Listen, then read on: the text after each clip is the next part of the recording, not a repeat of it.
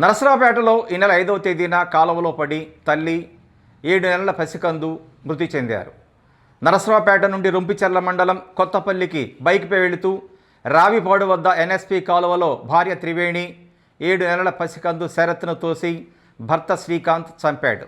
యాక్సిడెంట్గా చిత్రీకరించిన శ్రీకాంత్ని పోలీసులు అరెస్ట్ చేశారు.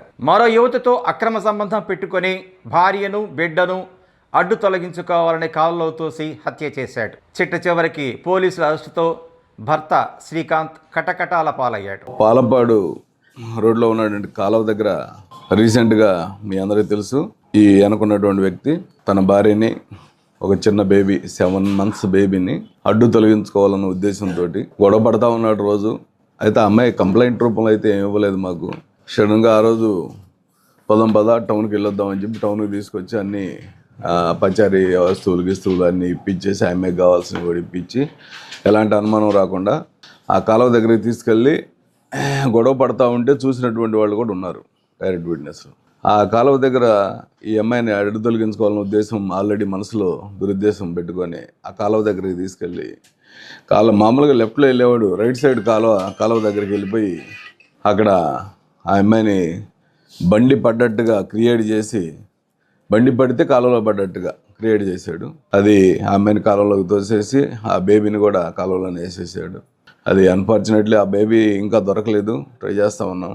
బట్ ఆ అమ్మాయిది ఒక 3 kilometers దూరంలో, చాలా ఫాస్ట్గా ఉంది కాలువ, అందువల్ల ఒక 3 kilometers దూరంలో ఆమె శవం దొరికింది.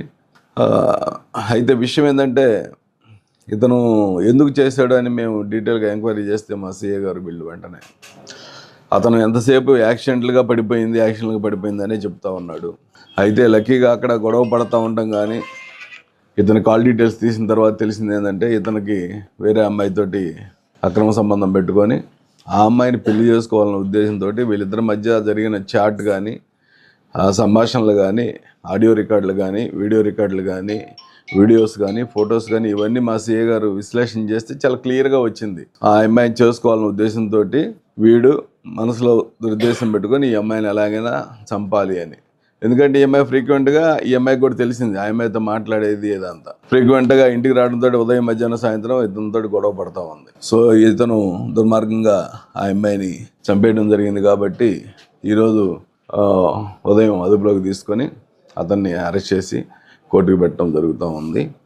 దీని మీద ఇతను మళ్ళీ పోలీస్ కస్టడీకి తీసుకొని, మా సిఏ గారికి ఇన్స్ట్రక్షన్స్ ఇచ్చాను ఆల్రెడీ, పోలీస్ కస్టడీకి తీసుకొని మళ్ళీ పూర్తిగా కాల్ డీటెయిల్స్ వెరిఫై చేసి ఈ అమ్మాయి ఎవరితోటైతే అక్రమ సంబంధం ఏర్పాటు చేసుకుంటున్నాడో ఇతను, ఆ అమ్మాయితో ఉన్నటువంటి కాల్ డీటెయిల్స్ కానీ, వీడియో రికార్డ్స్, ఆడియో రికార్డ్స్ అన్ని మళ్ళీ రీవెరిఫై చేసి ఆ అమ్మాయి సంబంధం కూడా ఏమైనా ఉందా, ఆ అమ్మాయి ఈడు కలిసి చేయాలనుకున్నారా లేకపోతే ఇతను ఒక్కడే నిర్ణయం తీసుకున్నాడా అనే దాని మీద కూడా వివరం తెలుసుకునేందుకు మళ్ళీ పోలీస్ కస్టడీ కూడా తీసుకోమని చెప్తా ఉన్నాను.